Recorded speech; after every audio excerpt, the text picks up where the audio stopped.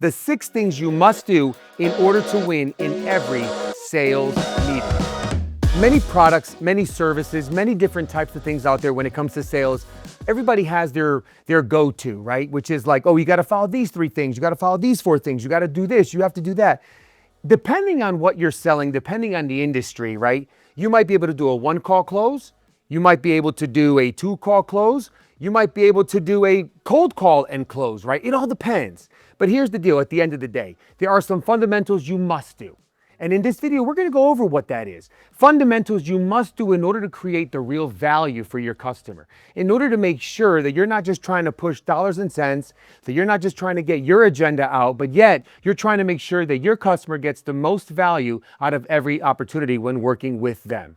So whether you're selling direct to consumer, whether you're selling business to business, listen to these 6 steps and watch your business grow exponentially. Here are the 6 steps. We have frame, we have need, we have cost, we have tailor, we have price, we have ask. I'm gonna double click on each one and we're gonna break it down with some examples as to how you can win in sales. Let's go to frame. When it comes to frame is the reason for that exact meeting, the reason for the meeting. Here you go. There we go, perfect, gotta get that right. The reason for the meeting. What's the reason for the meeting? You don't just show up and just start talking about what it is that you want to do. You want to show up and lay out a framework for that meeting. So, for instance, here's the deal. Hey, Steve, thank you so much for the time today and to get together with you. Today, my number one goal is to understand your business, to identify areas of opportunity, to understand what it is that's holding you back from achieving the goals that you have, and to share with you a bit more about who we are and what we do, and the work we've been doing in your industry. And if synergies align, I love the opportunity to earn the right to come back and talk to you again, or to get started as soon as possible, all depending on how fast you want to go out there and win. Frame the meeting. What's the reason for the meeting? Let's go to number 2, the need. You have to get the need out in their words. You know what I hate the most? When I sit down with people and they say to me, oh yeah, I could only imagine in your business, I'm sure you're dealing with, what am I dealing with? Yeah, tell me, I just met you 30 seconds ago. Or better yet, like, oh, I know what it's like to run a business like, oh, do you know what it's like to run a business like mine? Oh, tell me, what is it like? Like this idea that we think we have to frame it or we have to position ourselves like as if we already know. Now, I'm not saying don't do your research. I'm not saying don't go out there and prepare and understand and figure out what it is that their industry or leaders like themselves or whatever it is that they're selling, that what you might think what they're dealing with. Yes, get a general consensus so it helps you position the offering better. But don't go out there and start saying, I know, or I can imagine. Allow them to walk themselves into what their real need is. And let them explain their need in their own words, because now they take complete ownership of what that is. And when they have ownership around that, they can't hide from it being a real problem of theirs. Let's go with the next one, cost, all right? What's the average cost for each job? So let me give you an example in this front. So if I'm selling, let's say, advertising, right? And I'm speaking to a roofer, right? And I want to do ads for this roofer. And let's say that the average cost, the average revenue that he gets per job is $30,000.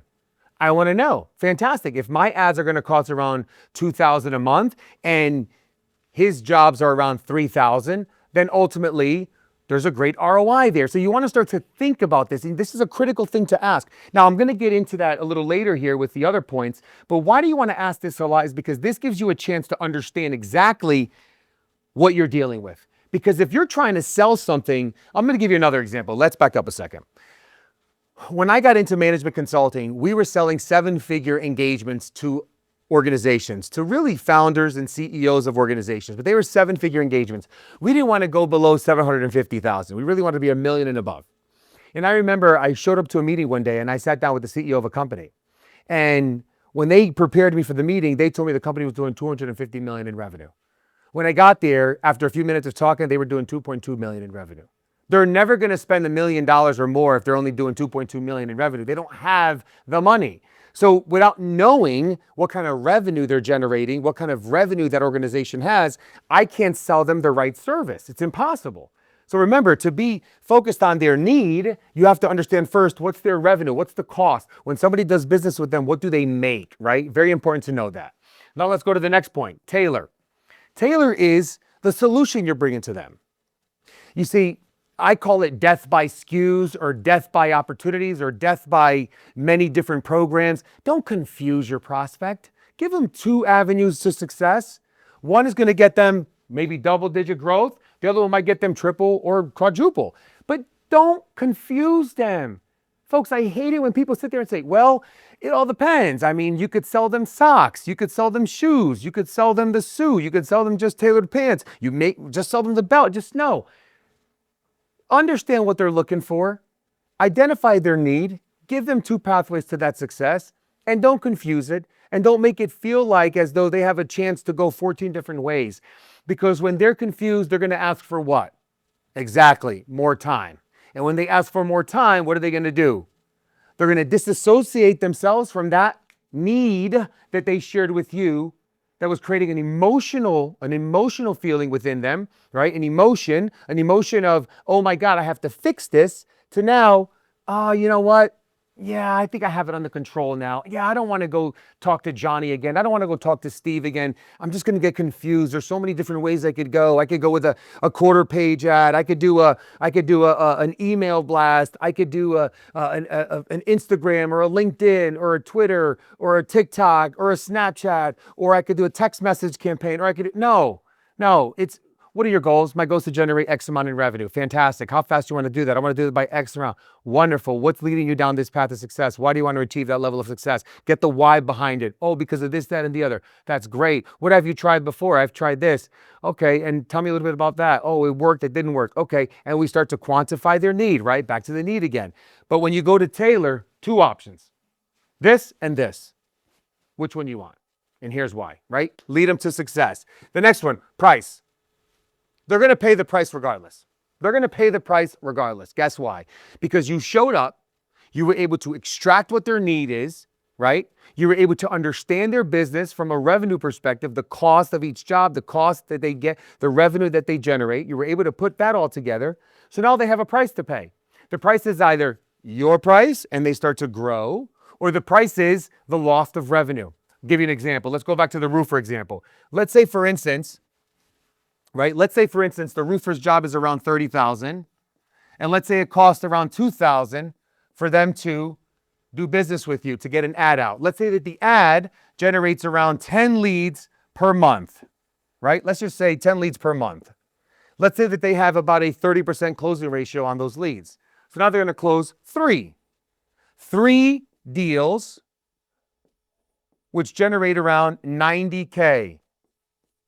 So 2,000 to get 90. So what's it cost? 2,000? No, it costs 88,000. That's an ugly 8. Let me do it again. 88,000 if they don't do business with you. That's what it really costs them. That's what their real pain is. So when it goes here to price, this is the real price they're going to pay. They're going to pay the loss of that revenue. And you're making it very what? Very clear. Very easy for them to see.